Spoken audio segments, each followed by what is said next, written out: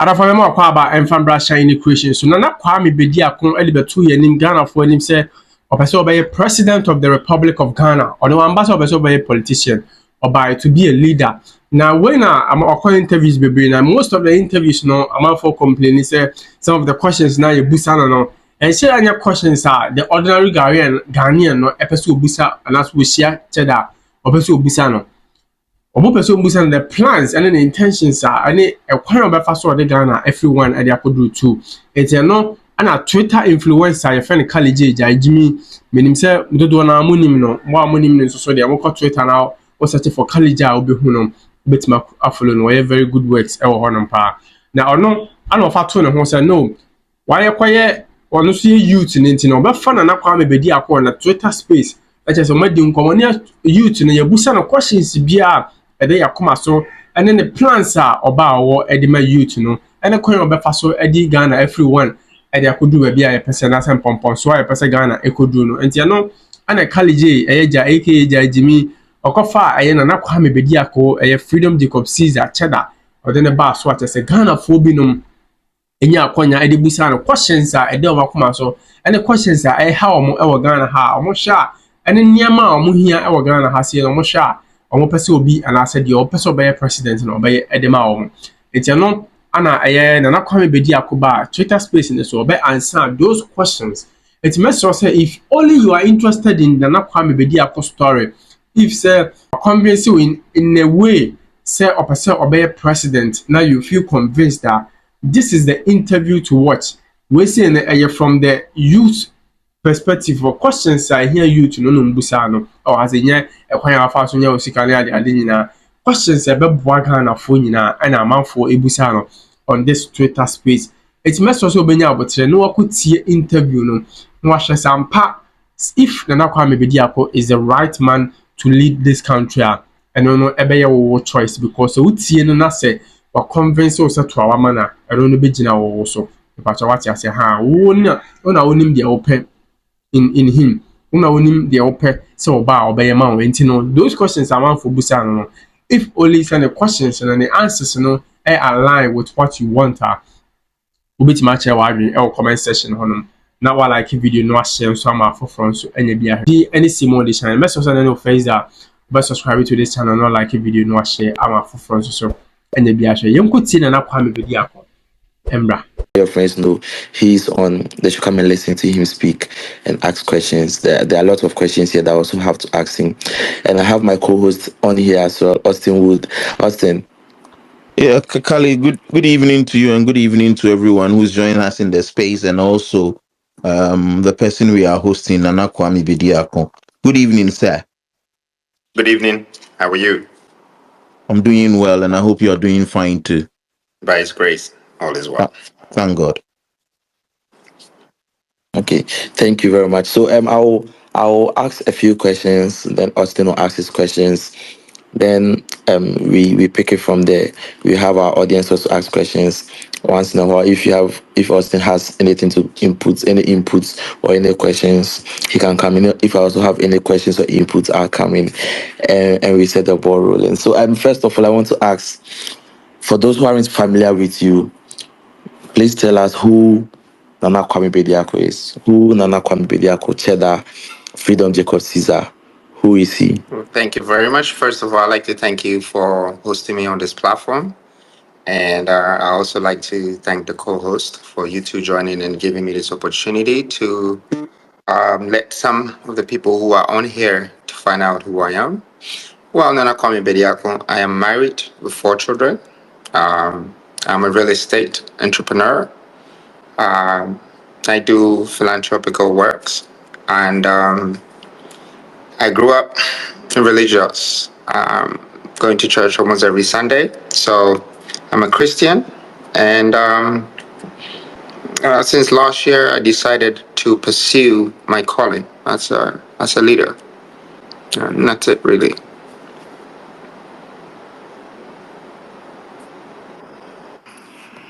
Okay, so I want to ask, what's made the decision? What gave you the conviction that it is time for me to become a leader of this country. Why? And I feel you started, you said it was just last year, then you started straight and you went to presidential ambitions. Why didn't you start from like maybe the parliamentary and build your way up? Because first of all, my vision was not to be a politician. It was a calling. And I was enjoying my business. I was enjoying my life. But there are things in the past that have had similar callings that go to Africa, go to Ghana, start this instead of doing this, stop this and go here. And all of that has moved me from where I used to be to different heights in life. So I listened to the voice. And the voice didn't tell me that go and start becoming an assemblyman and try to become a minister and then you become this and that. It just said that, go and make sure that whatever that it is, the youth of this country, whatever you know that can help, that can create jobs, that can build that industrial, economy that would bring value to humanity, just go straight and do it. So I sort of, not to say put my business aside and everything, but since then, this has been my full-time concentration. I still do my business. I still work 9 to 5 every day, and sometimes even further till 9. But more so seriously, I concentrate on this ambition. Great. Sure. I also want to ask this. Um, Throughout your message, I've been following your journey throughout your the political space so far, and I realized your core message has been more of industrialization. Why industrialization, and how do you plan on implementing Oh, this? thank you very much. So, to all those who are listening, this could be the very moment that we should all go back to do some research on every developed country in this world that we call it a first class country and find out how the country was developed, how the people began to have a middle class life. When you don't industrialize your minerals, both your human resource and your mineral resources, it's very difficult to build an economy. And if you don't build an economy, it's very difficult to manage your people, or should I say the nation, to even build them. And if you can't build a nation, then you're going to face a lot of issues such as inflation, currency depreciation, and many more of the things that have gotten Ghana in the struggle that we're in today. So if you go to America, they did the same thing in their history, or before they became commercialized. They went through industrialized vision to get here. If you go to England, it's the same. If you go to Europe, it's the same. China, the same. India, it's the same. The last continent that I can say they've gone through a phase of industrial revolution is the Emirates. And you can see Sharjah helped build Dubai. Sharjah is not as good looking and or as developed as Dubai is, but that's the strength of Dubai. It was the industrial platform that developed it. So for me, I just think that if we Ghanaians or blacks, let me say Africa in general, if we try to dodge or run away from this fact that we need to go through a phase of industrialization before we can go to commercialization, the urban development, all the other social development, human development, it all goes through these phases, and this is where we acquire skill set and then a change of mindset, a mentality issue. All of that is through industrialization. And this also brings like a middle class lifestyle, a middle income salary, because these jobs are guaranteed for the next 20 to 30, 50 years once you start it. Okay, And thank you very then and much. then the And second part is, how am I going to implement it? I am already implementing it. As you see, I started 12 years ago in Takrady.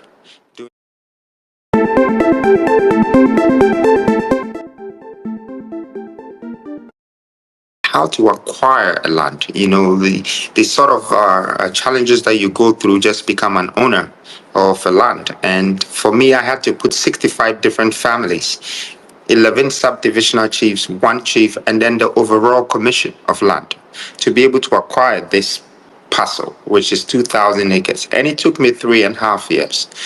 These are some of the things that I believe that the youth of this country should also understand, that if we're going to go into development, which is investment and development, this is the sort of degree that we have to acquire in life. I mean, the best university in life is life. And these are the things that we have to learn when we come to the real world after our education. Practically, these are the things that we have to do. And so I went through that phase, and then I started something called basic infrastructure and then crop compensation to pay the crops on the land. And then after, I went into EPA, and then I went into things like permit for construction.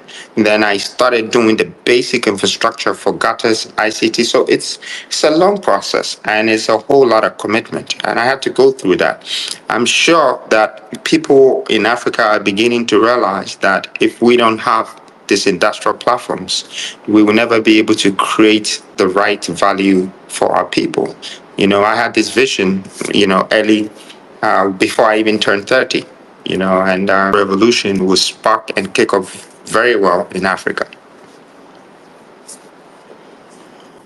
Thank you very much. I want to ask you this. Personally, looking at our current state as a nation, I think we are retrogressing as a nation. Do you believe it's corruption or incompetence, or both? What do you really think is the main problem? Because if you look at our resources, we are really blessed as a nation. So why are we in this state as a country? Well, once a machine starts to break down, it could be one fault. But then if you don't fix that fault and forced to use the machine, then it can develop another fault and more fault and more fault, and finally it will break down. For you to fix it, you have to overhaul it. I think Ghana is going through that phase now. So there's been corruption, there's been so many other things. There's been interfering with the law. The judiciary system and the legislation of this country should be protected. As a government, they need to protect that. And then the parliament, which is supposed to be the executive arm that supports this nation, these things cannot be touched, neither by politicians or by workers or by directors of these companies. Because one thing that Ghana should respect and understand is that politicians will come and go. They only work for 4 years. So it's like a company having a CEO.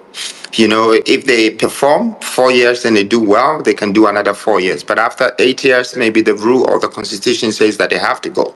However, the government would always exist as long as the country exists. So we might be in our 30s and 40s now. The government will be there till we're 80 and we die and go, and they will still be there. So it's very important that we consider the responsibilities, the accountabilities of the government of this country, and let's not biasly interfere those regulations and constitutions, because it comes back to affect us. And I'll give you an example.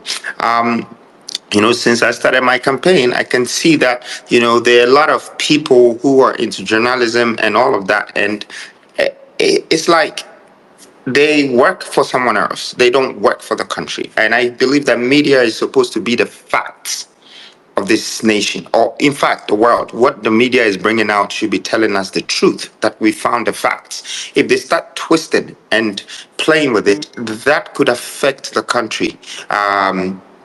That could affect the country in a way that you might think that we are going backwards now. That's one. Two, I also think that there are things in a country that if we were to give the chance for the nation to be able to occupy that space, for instance, the private sector of this country, if it can grow itself, if it can become a business, like we not being contractors for the same sitting government, or should I call them politicians that come to power. If we can start building ourselves that way, we will start to understand development properly. And then I think it would reduce corruption and all of these issues, because people are corrupt. Most people are corrupt because they don't have value. If they only have 1,000 cedis or 2,000 cedis at the end of the month, and they have to spend 1,500 to buy fuel, what about the electricity and the water bill that keeps going up, and all the other things, the school fees for the mothers and everything? This is very difficult for Ghanaians, and some of the corruption is coming from here, because their ends meet is not enough to take care of the family, and we're making it very difficult. I think we need to build Ghana properly and start to give people the chance to have, at least an average value that they can survive on, and it would reduce a lot of things. Great. Listening to your earlier submission, you said you had a calling to be the president of this country. I want to ask you, why didn't you join MPP or NDC to fight for this position? And also, if you are to be elected as president, are you going to work with either MPP or NDC to make your policies come to life? Well, first of all, I think that there could be a lot of potential in both parties. However, it depends how it's used. There could be some great guys there with great ideas who are willing to work, but maybe um, they don't have the opportunity to express themselves or to extend, their potential vision and knowledge into the development of this country. I think, to answer your question about why didn't I join any of the two, I did look for the past 40 years, and I asked myself the question, why haven't they done anything that would turn this country around? And that's what stopped me from thinking that I should join any of the two, because there were so many things that they could have done with the 15 other regions in this country to make it active in order to boost our economy. And boosting an economy doesn't mean that you can boost it from one region, which is Accra. You need to boost all the other regions and make sure that there is some sort of development going on there. There is some sort of job creation going on there. And then there is some returns. You're making use of whatever resources that is in that particular region. And then when you sort of consolidate all the national efforts and contribution of its resources, it boosts your economy. I couldn't see that in a country, and I just needed to build my own movement and be able to stand in my own corner and see the kind of people that can relate to me. And that's how the new force was coming up. Like, we wanted to see that if the youth are looking for this, if they're looking for jobs, if they're looking to industrialize themselves, if they're looking to get themselves out of the situation that our fathers have put us in, so we can think about how we can move into the future before someone takes over our land or our country. And I think it's out of this feeling and strength, it's what has built the new force, all together, just to see the people out there and how they think, if they still want to be governed in the old ways, or we want to find a new ways where we can catch up with the world in terms of developing ourselves in the technological world, in the industrial world, in the financial sector, all sort of things in this world that I can see other countries doing better. Thank you very much. Now, Austin, do you have any questions? Yeah, thank you. Nana, there is this saying that first impressions count. And in introducing yourself to the Ghanaian people that you want to be president, it first starts with the man behind the mask. It seemed a celebrity-like. A country as a president is serious business. Don't you think that what you did with billboards splashed all over the place behind the mask has affected how Ghanaians have seen you or accepted your campaign to be a serious one? And what is what is behind trying to be behind a mask when you want to be a president of Ghana? What went into that decision?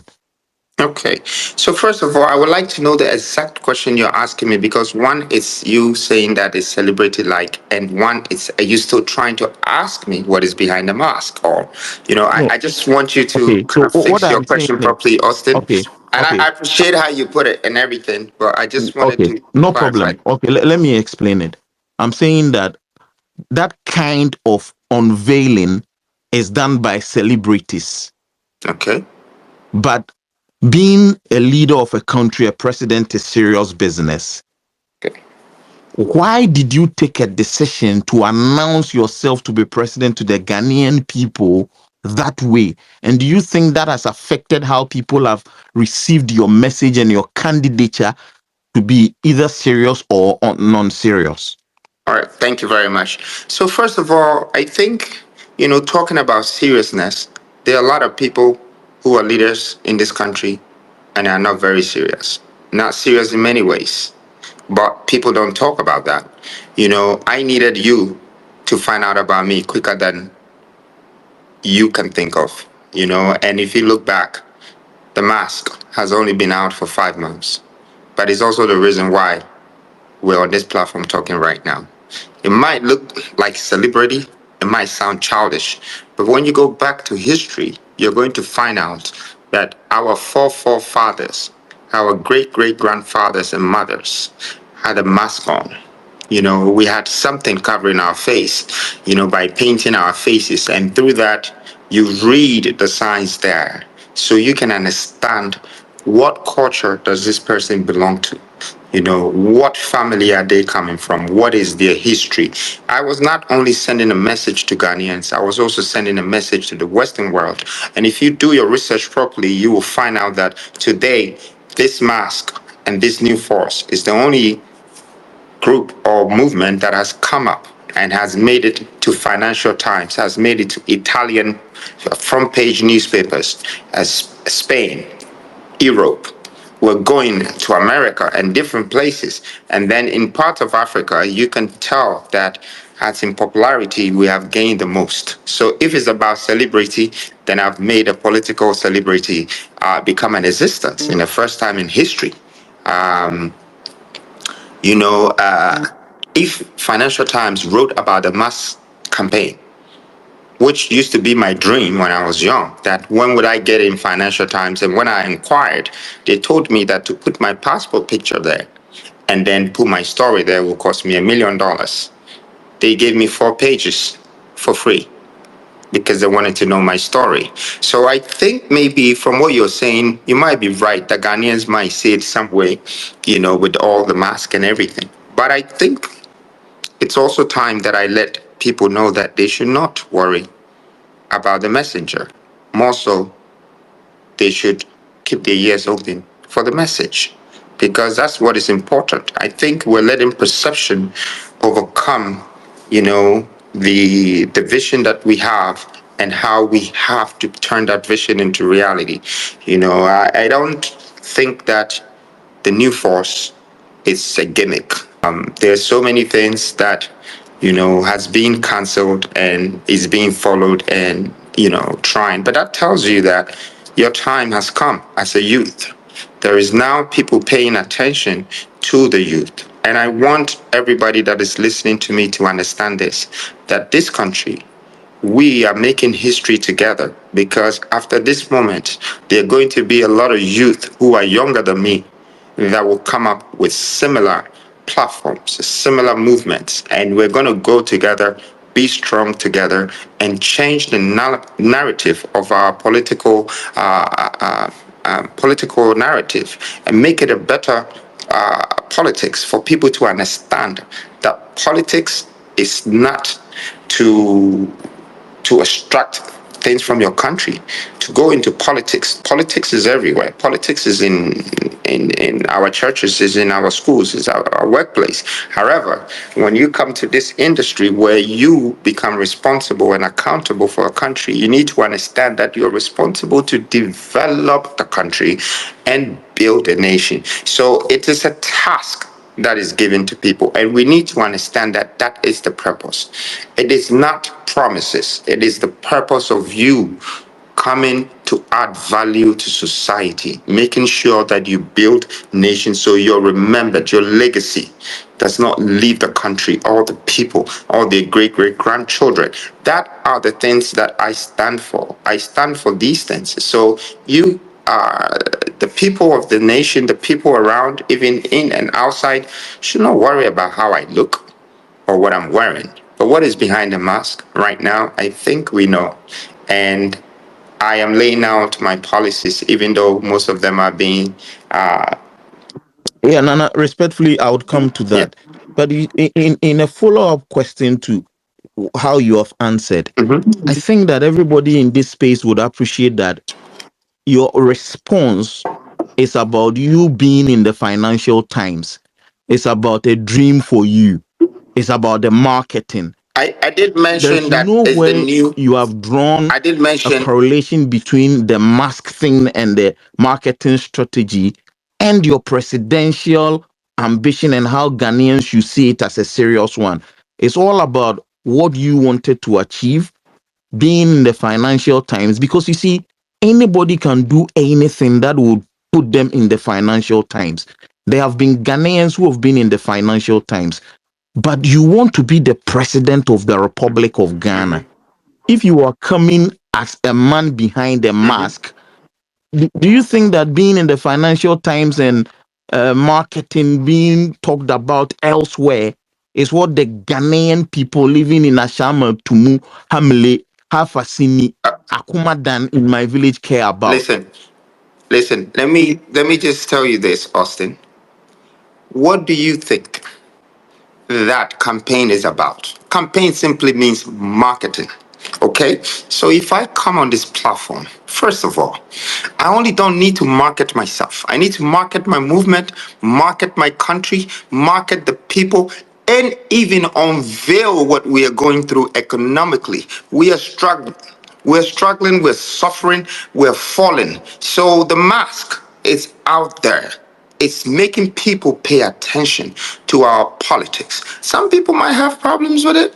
Some people might like it. I think maybe you might not see it the way I'm seeing it. But I think the point I'm trying to make is that New Force coming out just in November, and we are in May. We just gone into June. Okay, barely 6 months.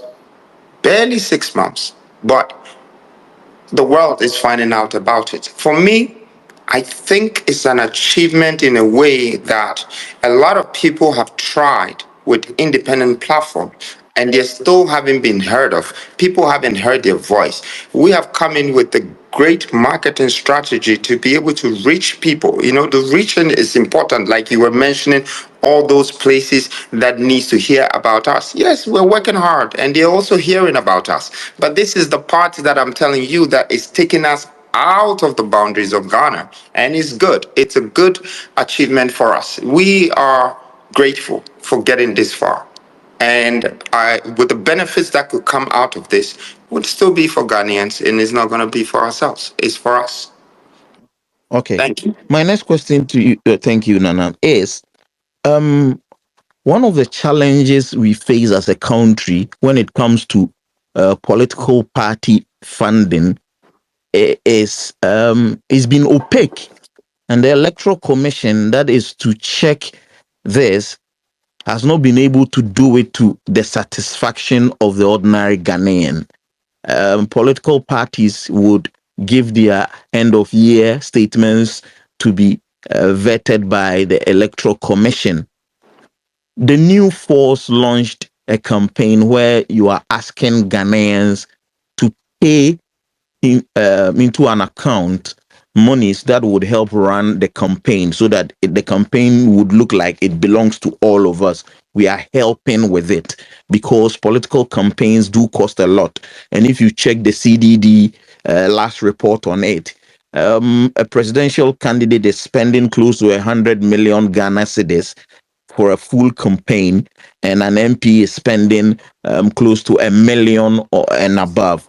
I'm asking this: is there a plan to um, show to the Ghanaian people donating to this cause at every point in time? Let's say after every month, after every 3 months, you would account to us how much that account we are sowing into has accrued. Okay, thank you very much, Austin. Even though you have very long questions like essay questions, I'll still take my time and pick the point and answer you. So the main reason why we did this was is part of changing the narrative of politics in this country. We wanted people to understand that you have to contribute or donate into the leader or the president. You see, the people make the government. And the people vote the president into the system. But why should the people be bribed before they vote? Why should the people be paid before they vote? This has been going on for 4 decades. So, first of all, we wanted to change it, reverse it. And it started. It might not be so big this time, but all the other people who are going to come up after this would understand that let's not go and pay anybody to vote us. Let the people rather invest in us. Let them invest or donate to us and let them put us in power. That's one. The second thing, it's accountability and responsibility. We, the New Force, believe that if the nation we're going to rule the nation or lead the nation or govern the nation or whatever that we have to do, we have to start practicing what we're preaching, and that is accountability and responsibility. Our first investment could have come from the founder, but that's me being accountable for my own funds that is invested. But now we are giving the chance to the public to say that, okay, this is very transparent, it's very visible, and it's very accessible. It's never been done in the past history in politics. So why don't we do this together so everyone could have the chance to know and see what is exactly what you're talking about, how the money will be used, the cost of campaign, the things to do to help whilst we're going through the campaign, how the money was used, how I come back and be accountable for people's funds. And that's what we're here to introduce. So that's what the Ghana Save is about. And I believe that maybe some other leaders might have tried to raise funds, but never made it accessible, transparent, and making people know that this is what I'm going to use your money for. Or if someone came to give them millions just to support their campaign, is because maybe after that they have to give them millions in contract back to pay them back. But we don't want that. We want to change. We feel like we should deal with the average human, not just the elite or not just some important people in this country. We believe that everybody should be important, from the disabled to the able, from the poor to the rich, the sick. Everyone should be able. And this is what governance is about. It's not bias, it's not discriminative. It's just natural.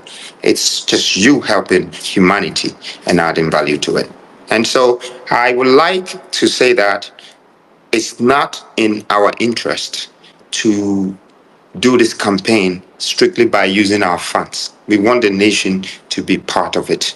We want to do it together with the nation. Thank you, Austin. Yeah, thank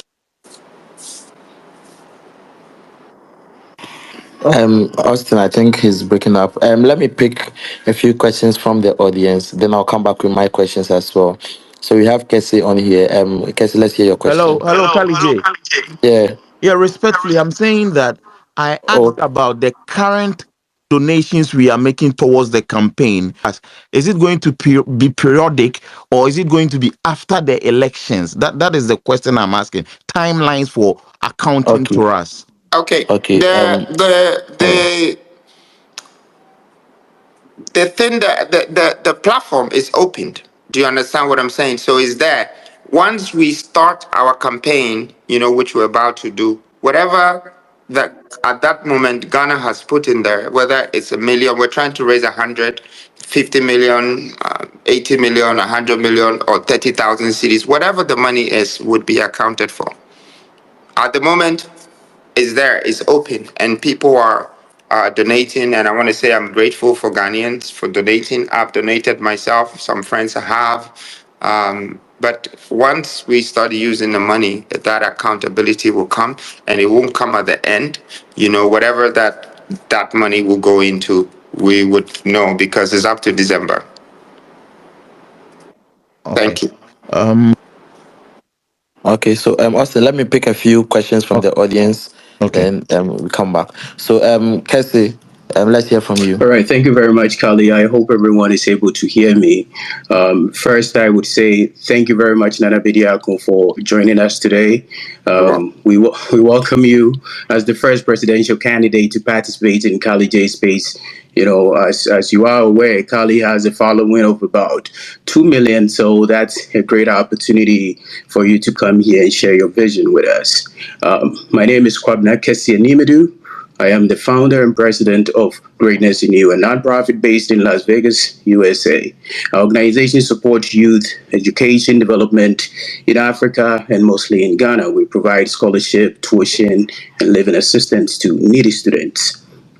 I have a few questions for you. I've been looking forward to the space, and I'm glad you're on here today. So I hope Kali would permit me to ask a few questions. My question number one that I have for you, which I think you have touched based on, we've had great leaders in the past, such as Kwame Nkrumah, and more recent years, J.A. Kufuor, who has spearheaded the agenda of Better Ghana. My question to you is, why do you want to be president of Ghana? And what would you do differently from the current leadership? Thank you. Thank you very much.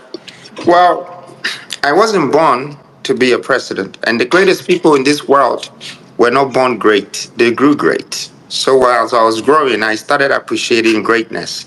And when I look back in leadership, yes, like you said, Nkrumah, Kufuor, they have done some great things in this country. And then if there are people that you think haven't done great, that alone should push and should uplift some of us to say that let's not repeat our father's mistakes. Let's fulfill their dreams. Let's go ahead and build what they couldn't build. It's not because they couldn't build, it's because you are there to do it. So, in the youth sector, I gathered the courage. I gathered myself together and said that this is what I'm going to do. And I'm going to do it because I fall in the sector of the youth. But I am even thinking about the ones who are not even born yet, because looking at how we're going in terms of development, if we are sort of going backwards in development, then by the time our children, they grow to our age or they have children, that could be worse. So it's one of the things that has giving me this strength and this sort of upliftment to become a president. Now, how different would I be a president? That is a very good question coming from the audience, that how different would I be? I would just continue from someone like Kwame Nkrumah. So first of all, when you look at Nkrumah, when he started developing Ghana, he started something in Tema, and it was called an industrial platform. Out of that industrial platform came the transportation hub, which is Tema Community 1. They started to take cars because they had jobs, okay? And then they started building Community 2. They realized that they needed to build like apartments and where they would live. And then they kept building Community 3, Community 4. Today, Nkrumah has been dead and gone over 60 years, and Tema is now Community 25. So it's still going as a city, it's still growing. And you have most of Ghana's generating income coming from that base, Tema. Tema generates money, a lot of funds from Tema, more than even Accra. Okay? And that is because of that industrial platform that is there. When you're talking about almost everything that comes into this country, they ship it through there. And almost every single fabrication and the development, all things that you're doing in the industrial sector comes from Tema. The point that I'm trying to make is that did any of the leaders or most of the leaders that came after Nkrumah, did they decide to continue this industrial vision in other places, like all the other regions? or that hasn't been done? Because if you realize that hasn't been done, then you know exactly what I've come to do. I am here to continue that vision of industrialization, making sure that our industrialized mind is part of our mentality, how we're going to be developed as human beings. And that is going to cut one big thing, which is the biggest issue of this country: importation. The government might like importation because every time you're hit with a tax when you bring any goods into this country, and the government will make money. But you have to remember that the people that they're paying the taxes are also going to extract whatever funds and go back and give it to whoever they bought the machine or bought the food or bought the product or bought the cars from. Okay, so this is something that we should think about. How do we cut importation and now start to have the power of exportation? Remember, when we start to export from our country, we would also be extracting people's economy into our country, and that makes us powerful. So this is how I intend to be a president, with this sort of governance, young, fresh blood that is ready to industrialize, to develop, to build. And as you can already see, that if you look at my track record now, what I do, my forte, is investment and development sector perspective or level. I want to go into the bigger space, which is the government. And I can definitely let Ghanaians understand that I'm not saying this as a promise, it's a purpose. It's probably the experience I've gained in the past 22 years of my life. I want to continue. I want to share this knowledge. I want to share this experience. I want the youth to remember this, that you don't have to let anybody tell you that you have to be 60 before you become a leader or a president, or to own your own business. You don't have to go through 7 different steps before you can fulfill your vision or your dream or who you want to become. And as much as we want to become who we are thinking to be, we should go with that guts. We should go with that courage. We should have that focus and make sure we reach there on time, because what is most important in life is not life. Is the time you have in life and how you use it. So there's some people who are waiting, thinking that their time is going to come. Please, our time is now. Your time is now. And just jump on a train. Let's all go. I believe that industrialization is going to change Ghana, and not only Ghana, all the African countries will adapt to it, because since Kwame Nkrumah gave us the first independence, everybody followed it. Freedom, Jacob Caesar, Nana Kwame Bediako. I am coming to continue and introduce the industrialization on a platform where we will create the biggest international commercial relationships with the world. And this is the beginning of a spark of a revolution in terms of industrialization. Thank you. Okay. Thank you very much. I'm picking the next question from Yabinewa. Okay, thank you, Kali, for the opportunity to ask my question. So, Nana Kwame Bediako, I just want to know, you've spoken a lot about industrialization, and most of you here will agree with me that this is one of the ideas that this current government sold to us. And currently, the country is in a serious mess. There's a lot of fixing that we need. So I want to know what your plans are, your key steps or actions are going to be to, first of all, take us out of the mess we are in. I want to know how you are going to fix the country in the short term.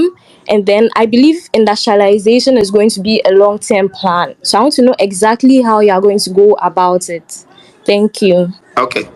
Thank you. So I just want to ask you one question before you go. You said that the sitting government came up with industrialization as in a manifesto. Yes, they sold I that idea to us through one district, one factory, and all of that. Yeah.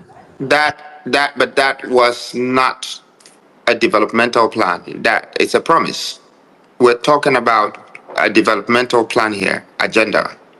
Okay, that is the industrialization. Of course, I heard that maybe the sitting government is talking about digitalization, but not industrialization. Industrialization, it's probably not going to be somebody saying that I'll build a factory for you. Okay.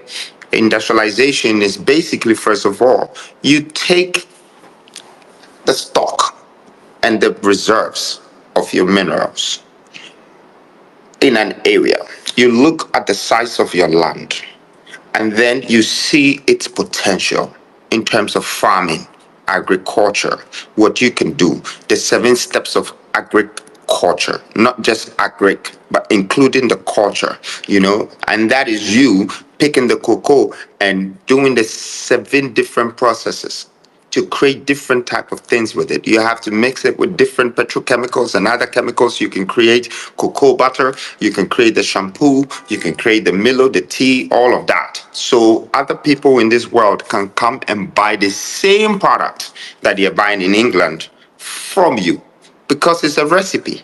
So once you go through the industrial process, that's when you create the product. So now this is just commercial products. Let's come to personal products. Like we go to technology, okay?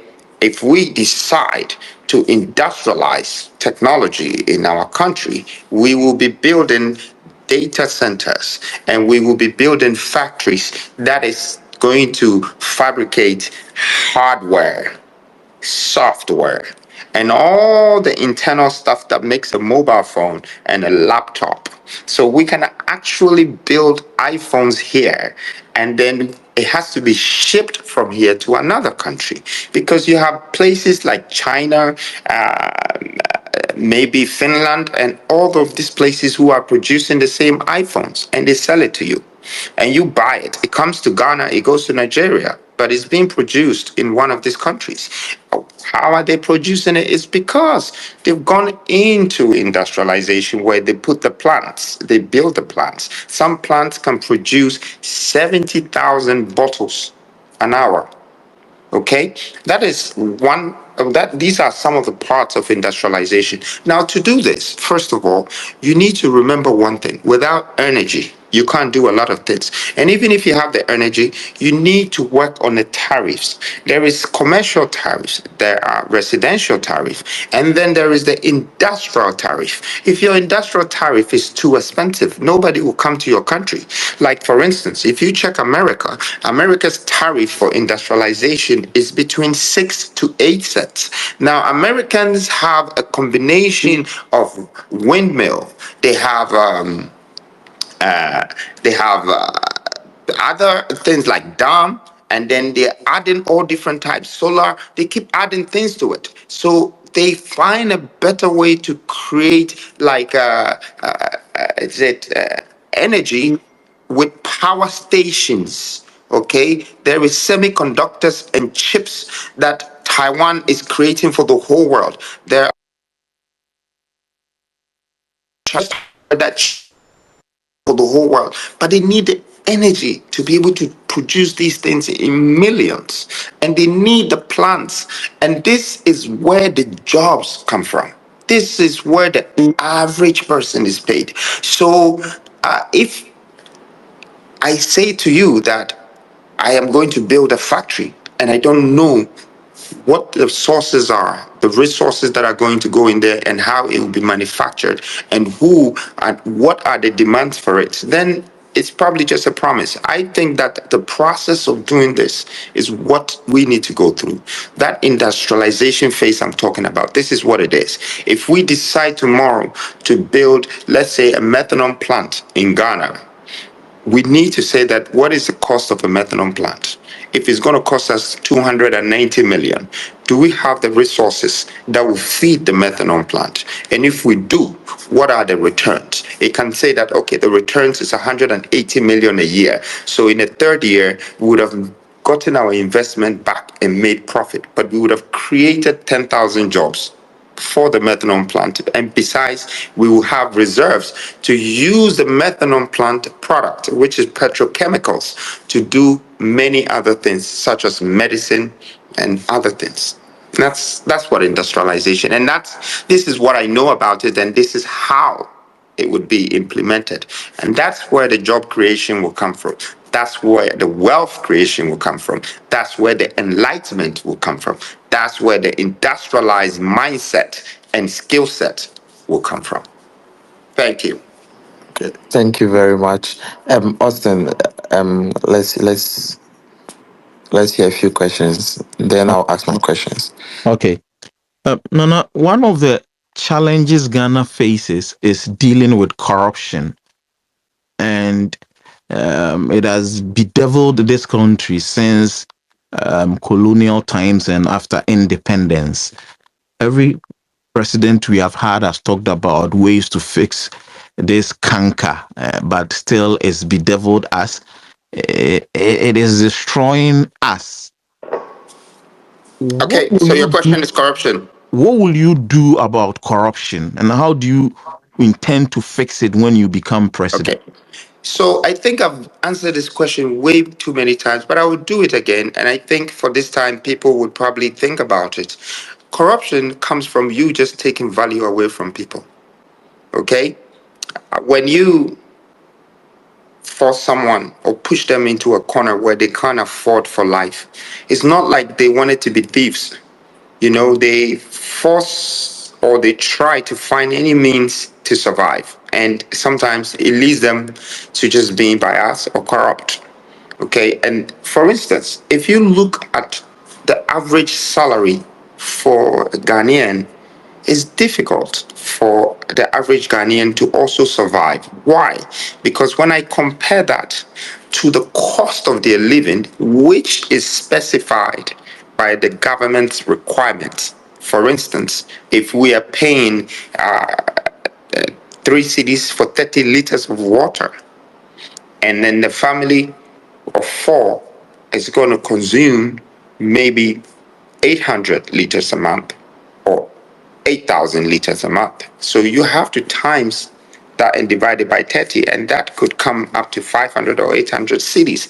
But if you're paying this person 2,000 cedis and they have to pay for their transport, which the fuel is 1,000 something to fill the tank, and then they have to pay for the fees of their children, and they have to look after their wife, and they have to feed themselves.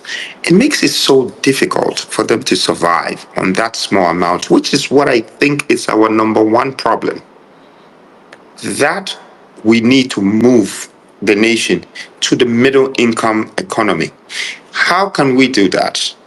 One of the main things that changes this whole thing, it's industrial, because you need a guaranteed job, something that soon as you leave university, there is already an occupancy for you, or a vacancy for you, a vacancy for you to join a factory, a company, something that is bringing national revenue. Okay, but we don't have most of that. So most of our people are either government workers who would have just the basic salary, or people are working in shops, or some multinational that have come to build their company in Ghana, MTN, Zenith Bank, this, that, everything, it's outside, and they give you the same minimum wage. I'm sure by the time our children would also grow and go to these schools and go to England and or America and come back, they will come back and they will join one of these companies, and they'll still give you that minimum salary, because we're missing this industrial power in the middle. We need to do it. We need to build it. We need to continue from where Nkrumah left off, because that's what is going to take us to the average salary that we need, not the minimum salary that we're struggling. So these are some of the things that will stop corruption. Two, I think that if the corruption is starting from the top of the country, if the governmental institutions or some political leaders are corrupt, it affects the next in command, and the next in command, and the next, and the next, and the next, and it triggers down. So we as a country also, it's time we get our minds right, our mindset right, how we want to develop our people, how we want to develop our country. But first, we need to start to be accountable and feel responsible for the nation that they've put in our hands. And if we have an accountable government, then a wrong leader can be judged. They can be justified. Okay? So then people will start to sit up. But if we also sit down and let the same politicians control the government that can question them, then I don't know whether we're going or coming. So these are some of the things that we believe as the new force, we have to put in place once we get the chance to lead this country. We have to make sure that all of these things are put in place. Thank you. Okay. A follow up to that, Nana, respectfully, when you check the CDD and other recognized bodies, Ghana Integrity Initiative, their Corruption Perception Index, you have individual corruption perception way below the line, the ladder. It has to do with institutional, like the judiciary, the executive, the police, and all that. I am asking you, the Attorney General, which you will be appointing, because that is the only ministerial position in the Constitution, is the only person who can prosecute someone for criminal offenses. What will you do with the office of the Attorney General and Minister of Justice? Because there's been conversation of decoupling it, because the Attorney General will find it difficult prosecuting a fellow cabinet minister or a member of Nana Kwame Bediako's government. What is your view on that? That is, I think I've already answered you with that the government should not be interfered with. These are institutions that will forever exist in the country. As long as we're living, we have to remember that we will be governed by these institutions, and whatever constitutions that is embedded in our system needs to be respected, because that is what will protect the human rights and the citizenship rights of this country. So if there is an attorney general and they're good and they're honest for the country, one should not change them just because they've come to power. That person or that cabinet can help the country go forward as long as they're doing the right thing. I think that the twist of making sure that every politician comes and change everything around the system, that's one thing that we are now having to bear the consequences for that. I don't think that's what they're practicing in other parts of the world, that they practice democracy. You can't just come and move everyone and place everyone there because of your own interest. And that's what answers the question that you're asking, that they'll find it hard to persecute someone because they've been put there for a reason. I don't believe in that. I think that even at some point, if there are some good MPP or NDC members that would join New Force because they believe in the vision, yes, they're more than welcome. And I don't think that everything should be about a party. It should be about the country. It should be about the nation. It should be about the people. Once we start to have this mentality, I think we're going to have clear conscience to understand what governance is, and that's the sort of leadership that we should look for as a country, and also in a black society. Okay, my last question before Kali moves to another. Ghana has gone through economic crisis in the last 3 years. We've gone for an IMF program. We've done a domestic debt exchange program, and we are doing the external one. If you check our trajectory, the the debt exchange program, a lot of the payments will be happening when you become president from 2025. There will be budget constraints. We are even failing to deal with budget deficits annually. Mm-hmm. You would want to create jobs, as you are talking about the industrial revolution. You'd want to pay people well. How are you going to fund all of these things? Because the Ghanaians are also complaining about the myriad of taxes that have been imposed on us since COVID times, and we are also suffering. What ways, in genuine ways, will you map up to be able to shore up our revenue when you become president, looking at the challenges we would be facing when you are president come 2025? So first of all, I think that we need to accept that anyone that is going to lead this country up from this very moment is going to inherit the biggest debt. Okay, so you shouldn't run away from that, and that shouldn't scare you. what you should be thinking is that how can I pay my debt off, and how can I cancel some of this contract and cancel some of this bad debts, so we can be debt free. But to do so, you first of all need to take account of your attributable reserves.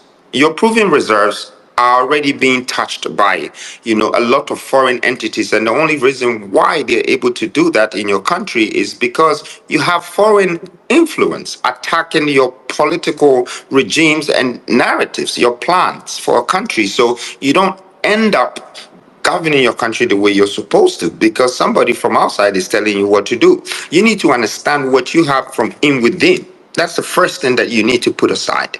And see, when you inherit a company that is broke but has potential, has properties, you will see that some of the properties could be worth millions, but it wasn't being managed right.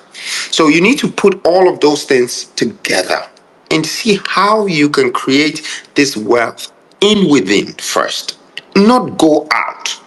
Everybody that becomes a leader is following the same strategy, going out there to financial institutions and saying, yes, we need help because we owe money. Give us money so we can build our country. You can't borrow money to build your country. I'm sorry, Austin. Okay, you use the resources in your country to build your country. In fact, you extract other resources from outside if it may need to be so, just to boost your production. Your production is what quantifies your economy. Okay, your economy is based on the revenue that circulates in your system, not the revenue that is taken out of your system. If it's going to grow, it grows that way. So personally, I think that Ghana really needs a CEO and not a politician.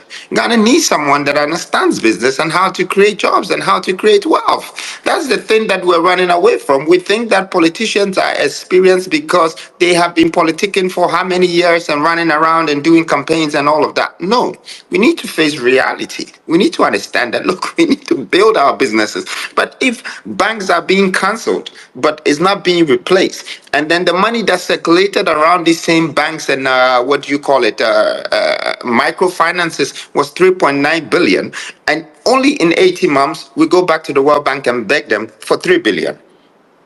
80% of the same money that we closed and gave it away, or we don't know where it went to. All of these decisions are not so important to me that we closing what we have than we rebuilding what we have. That is the belief that I am coming into this country with. That is the sort of experience, that is the sort of hope that I want people to understand that, look, bring back the factories, bring back all of that, create the jobs, start getting the money, start taking money from the Western world as well, but let them buy it in a semi-price. Okay, let them buy things like we go and buy things from them and come and sell it in our country. Let them not extract the raw material that has not been processed 7 times. Okay, let's have the power of exportation. And I'll tell you what, when my policy comes out, Ghana is going to find out that just our attributable reserves is in trillions. Trillions. I am going to reveal all of this to Ghanaians. And I'm sure a lot of people are waiting for my intelligence, but I'm going to bring it because when I just keep saying everything on radio, before I know, people are campaigning with it. Okay, and those people are supposed to be the very experienced so-called whatever that is supposed to rule the country or lead the country or build the country. You see, it's very, very important that we accept that we're already in debt, but a debt that is accepted becomes credit. A debt that you run away from is a problem. Okay, you'll be chased, and the lender is got the borrower grabbed by his neck and deep into his soul. So we have gone and given ourselves to the Western world. They're definitely going to be pulling us.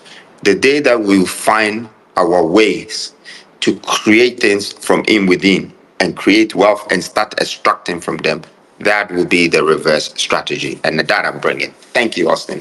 Thank you. And it's great talking to you. Kali, Okay, thank you very thank you much. very much. I have about 20 more minutes and then I have Okay, sure, I sure. some more questions. Okay, so let's hear from Kobiche. Good evening, Nana. Kobe, how are you? I'm good, sir. Thank you so much. Thank you very much. Great. Thank you so much, Kali, for this opportunity. My focus will be on Ghanaian children. I mean, a couple of weeks ago, I think I sent a video of Yeah, a documentary I did on some yeah, Ghanaian children who were sitting on the floor to learn. Most of them yeah. lack basic learning materials. Now, my question is, we often say that the future of every country is the children. Yes. What is your plan for Ghanaian children? Because guess what? Some students still don't have tables and chairs to sit on to learn. What's Mhm. your plan for the Ghanaian child? Thank you. Thank you very much, Kobe. Myself, I feel for the biggest problem we have as a country is that we don't have a budget to do anything. One. Two, we don't have city planning schemes, how we're building the cities, okay? To make sure that, if there is factories here, jobs here, there is clinic, there is hospital, and there's education. Okay, it's very scattered. Like people in the villages are trying to educate themselves. They're trying hard, but there isn't any governmental supporting system in place. And all of these things, it's budgetary, is national budgetary. So if you see that when we talk about the 16th industrial revolution, we have captured this issue that you're talking about, Kobe. It's very important to us. But you see, if you go and build a school in one of these villages because we think that they don't have a place to sit, you build a school. But if you just build a school or a hospital, in less than 2 years, the whole thing will run down because you need an integration system to support it. That is the jobs.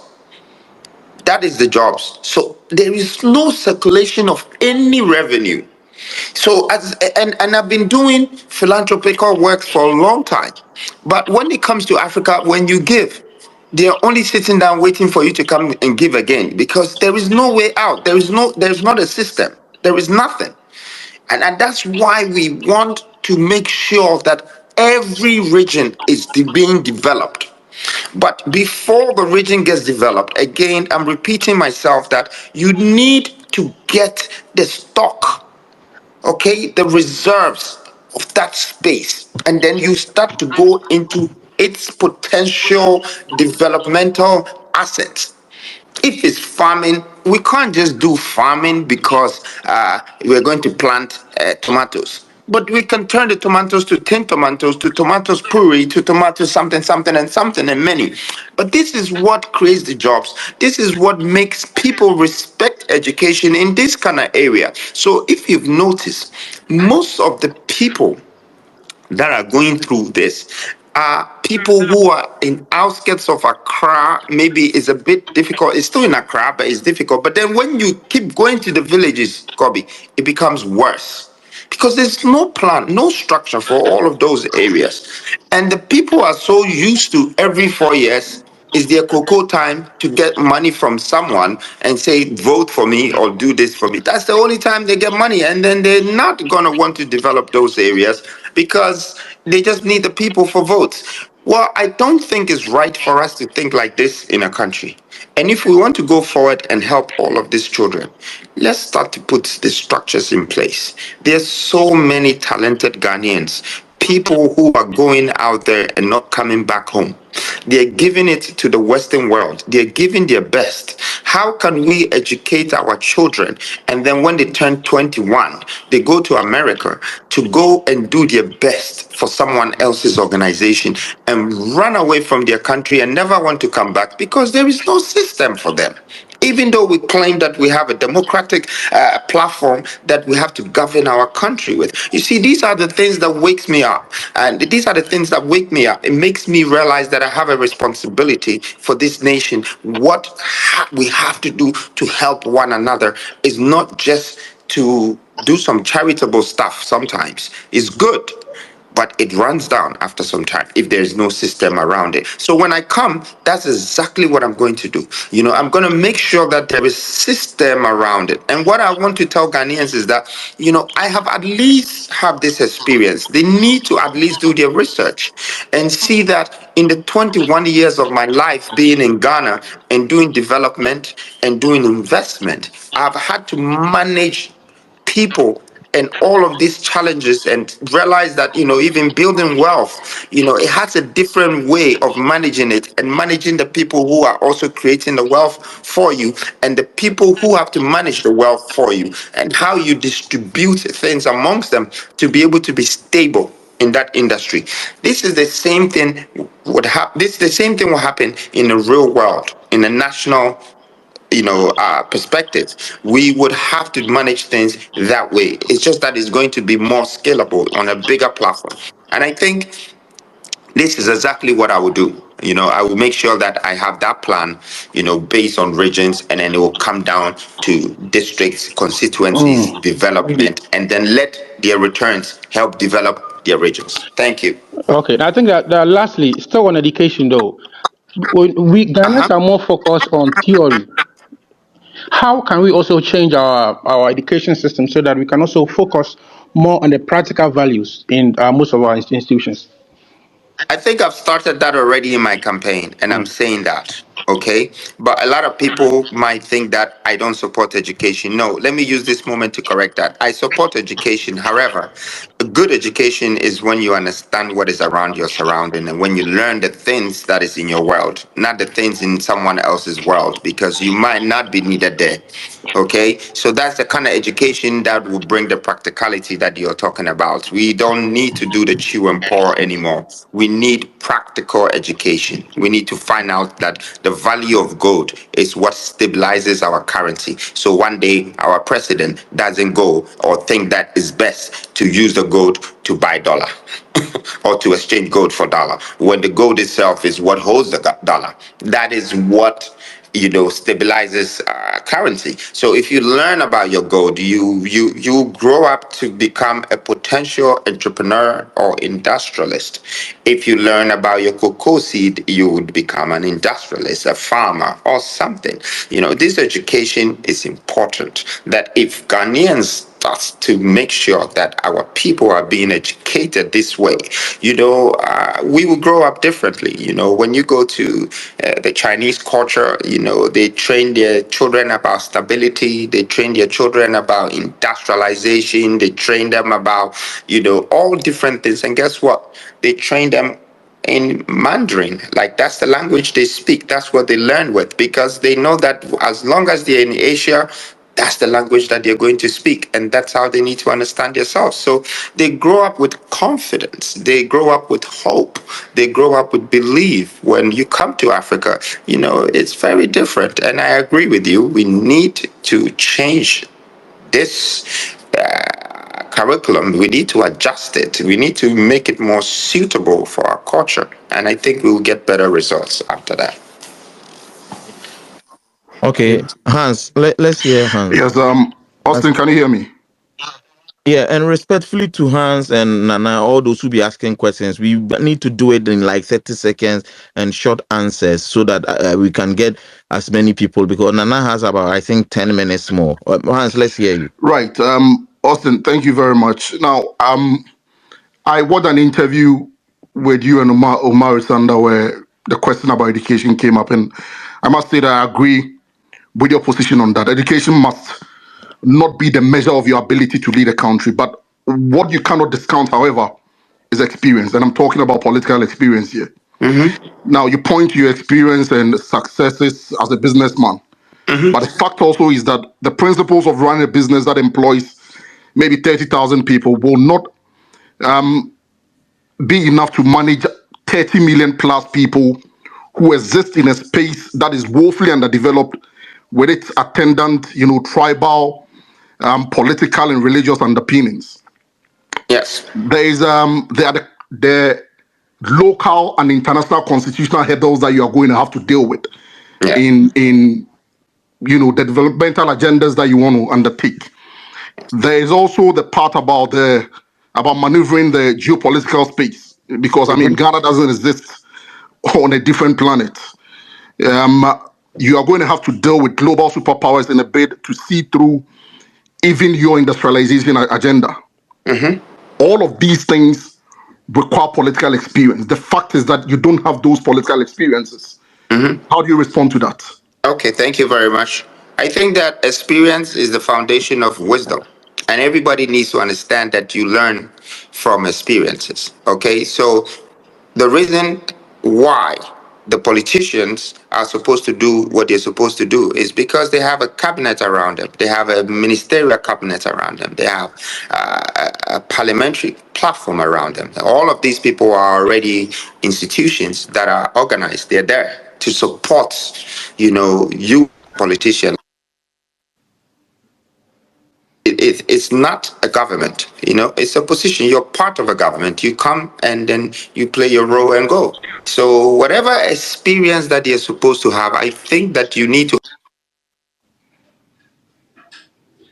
the political world. There is no such thing as a political experience that you go and get it from somewhere before you enter politics. The only thing that gives you the political experience that you're talking about is because you've been around politicians for a year, 2 or 3 or 4. And then now you know ministers, you know the parliament, and you know this and you know that, and you know the basic national law. That is the experience. And anyone that gets into a real world learns from the real world. Just like how you might have left education and started your business, now you understand business. If you started cleaning business, you understand cleaning very well. You will know all the chemicals. You know what to do with the business.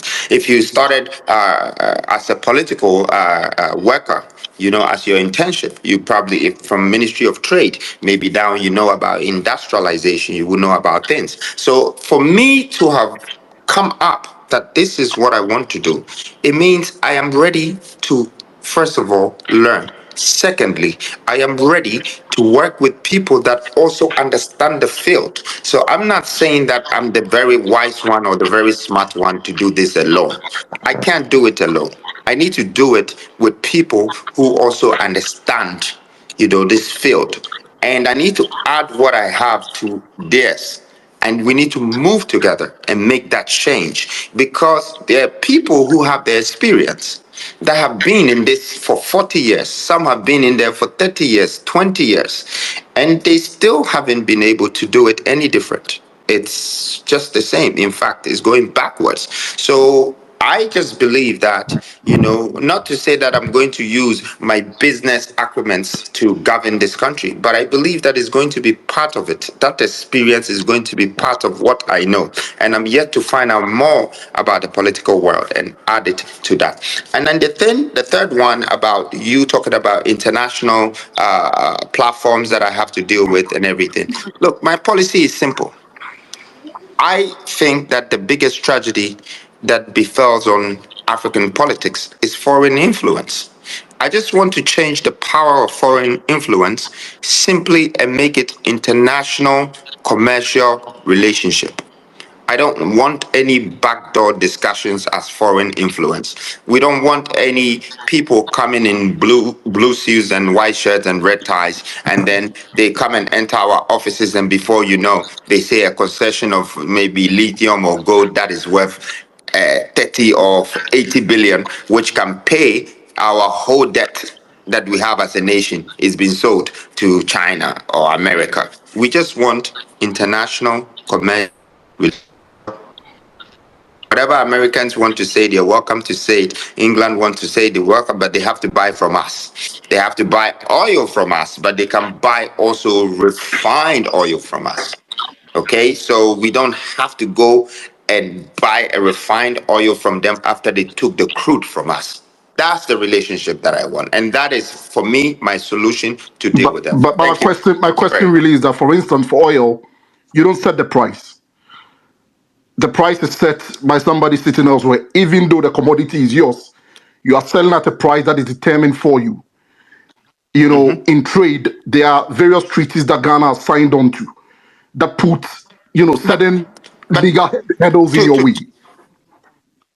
Okay, but to answer your question again, does Ghana even have a refinery? It's just the Chinese people that came to build it. So we are not worried about whether setting prices or not. We're just We're just more interested in giving the whole thing to someone and taking 10%. That is the so-called experienced politicians that you're talking about. And I think that it's about time that we, the youth, get our minds right. If we understand numbers, we should read into the numbers. And we should understand that that 10% and the 90% that is going somewhere, that is the one that creates the job. That is the one that creates the wealth, but it's being given away. So I don't really think that we need to use experienced politicians right now to talk about setting prices of oils and all of that. It's about dealing with the reality of our situation. We don't want to industrialize anything. The current refinery in this country, it's for Chinese. We have left our one, closed our one, and now we've made Chinese people come and build a refinery so they can sell us fuel that we're paying 2,000 for it. This is a very, very intelligent, smart, experienced politicians that they're in Ghana and doing this. You see, this is why the white people laugh at us, because we act like we're not thinking about these things. You have the product, you have the raw material, you have the platform, you have even started your own refinery. Instead of expanding it, you're closing it for an outsider to come and build it. And that outsider even bring his own workers in here. And this is what we, the youth, want to support as experience. Please. Okay. I, Thank I you. don't Thank you. I, I don't agree with some of the things, but Yeah, we no would set problem. our own prices soon. Kali, who is the next person? Okay, we are the Kofi team. We'll pick just two or three, then Nana, you can Thank go you. back to Kofi team. Please make your questions short so Nana can respond and others can join. Kofi team. Kofi. Hello, Kofi.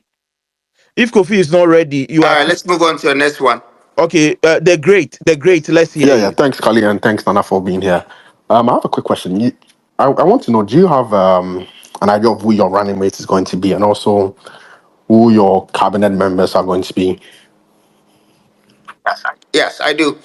I do have an idea at least who my running mates could be. I have a few in mind, but I still want to look. I could choose anyone from any of the regions. It doesn't necessarily have to be a fully educated, enlightened person from Accra who is already in the political industry.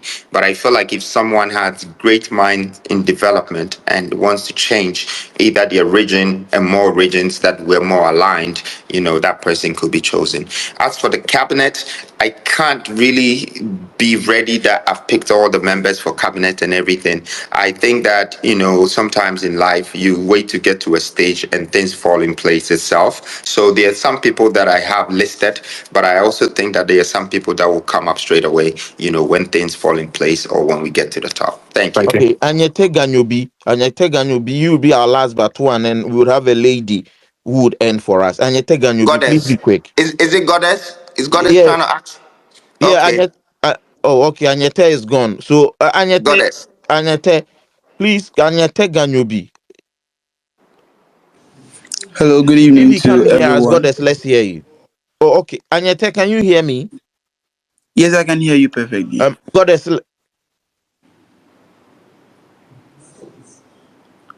Hi, good evening to everyone. So, Good evening. Good my evening. Good evening, I yeah, just so said. my question comes in two folds. I first of all want to touch on the constitution. The constitution is actually one of the major reasons why we see politicians ply their corruption path and go scot free.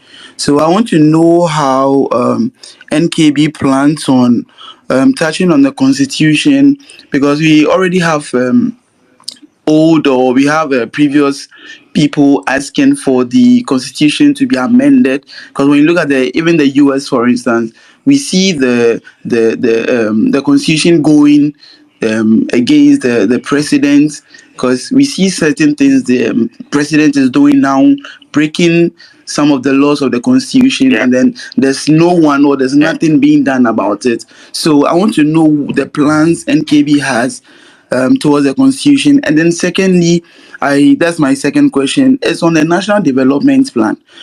For every country to actually be built, you need a plan. That is something Kwame Nkrumah started. I want to know the plans NKB has for the country. I want to know if the previous plans of the country is what is going to follow, because we know Kwame Nkrumah started something, and then let's see, Okay.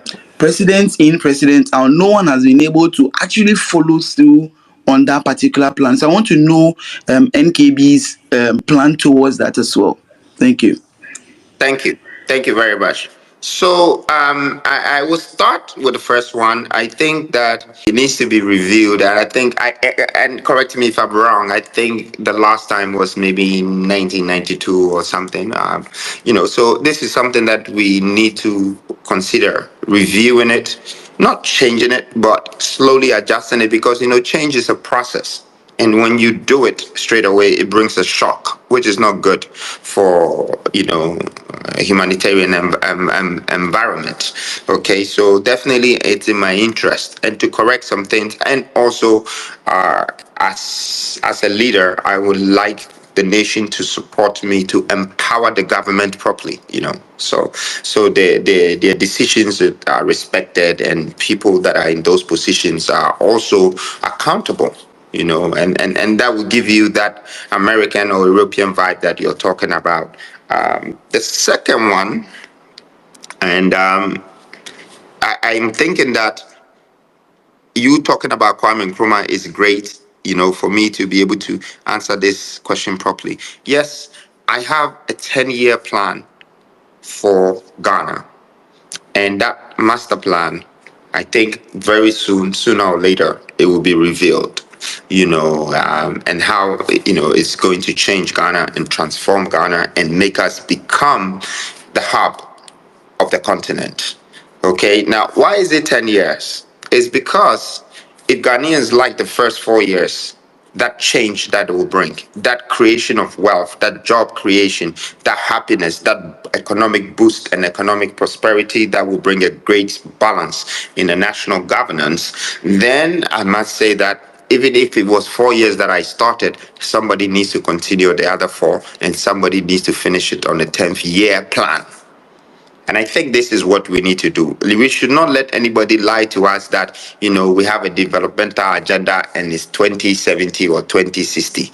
The reason why I'm saying that is because, even in life, nobody plans till they're 70. You plan your 5 years and then you exit your 10 years. Okay, I'm going to go to do my GCSEs, and then after you do your O levels, A levels, and then you go to university, and then 5 years, and I'm going to do law, and then after law, I'm going to get a job. Nobody plans for 70 years.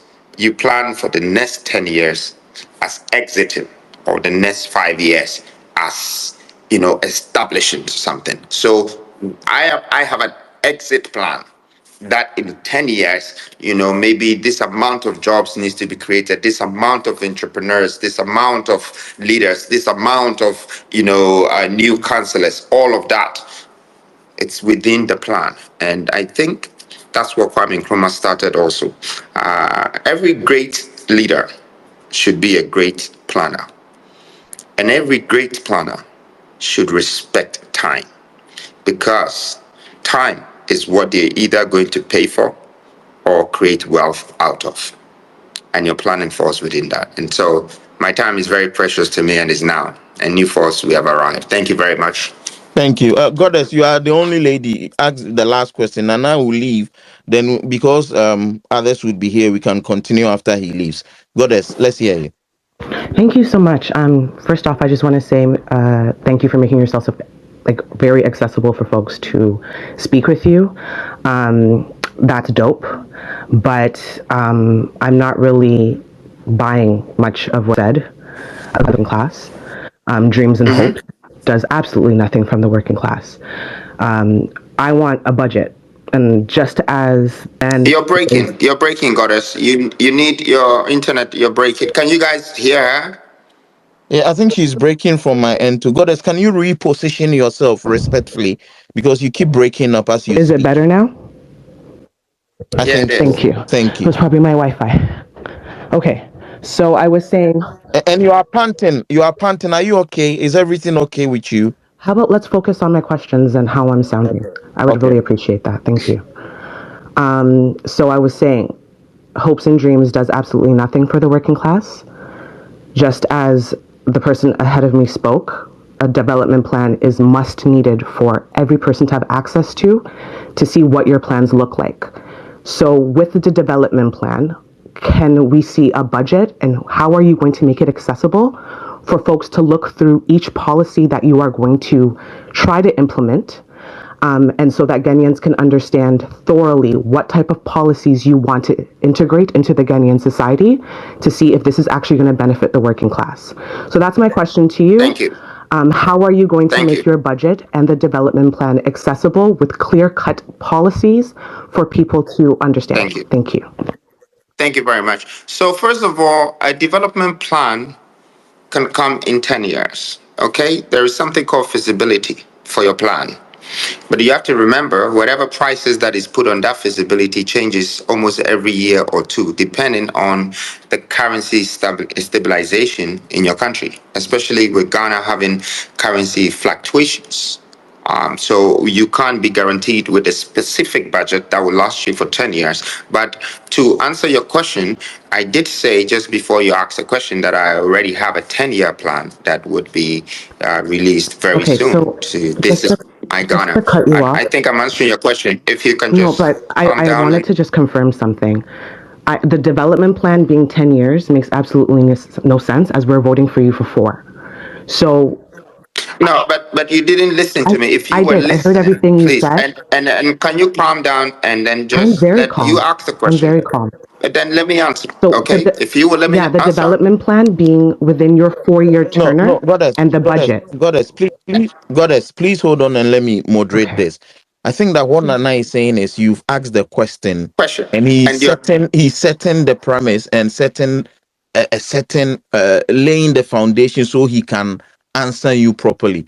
When he is done, then you can come in respectfully. So Nana, let's hear you. okay. So, as God, as you were saying that, if I'm gonna be here for 4 years, then why do I plan for 10 years?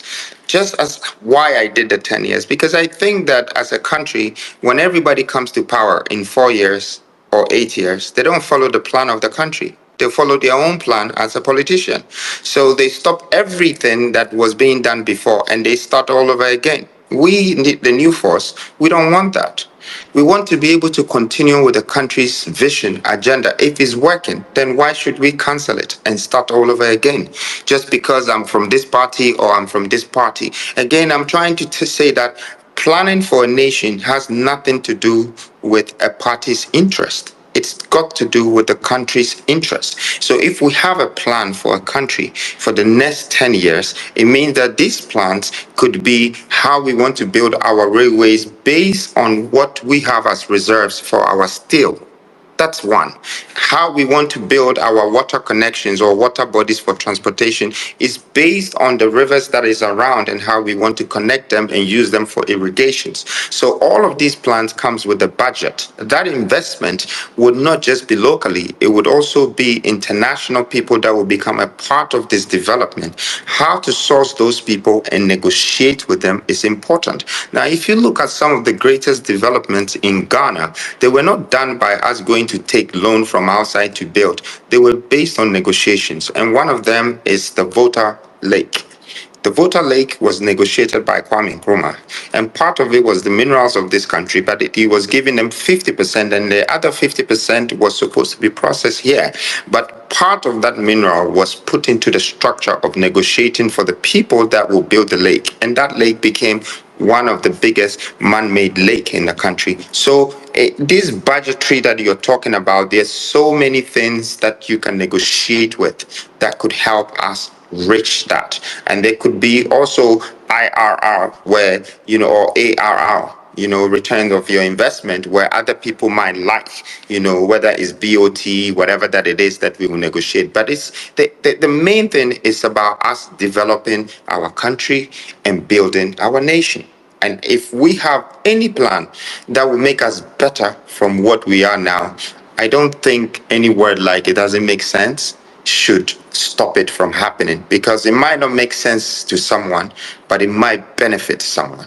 Thank Okay, you. thank you. And Nana, I would like to apologize for if anything came up that did not No, go. it's fine. It's Yeah. fine. I mean, people are people.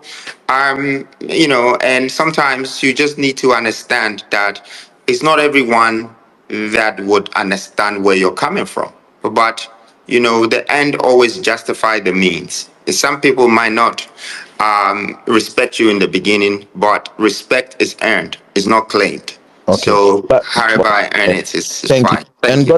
goddess, this is not an attack on your line of questioning, but I think that the choice of words does not come across as very right, because if a revered person like him, who is aspiring to the highest office in the land, answers a question, for you to have said that his response doesn't make sense, I think that it was wrong. It did not come out well. My thinking is you wanted to use a certain diction or words, choice of words, but then it doesn't make sense, just came out of the blue.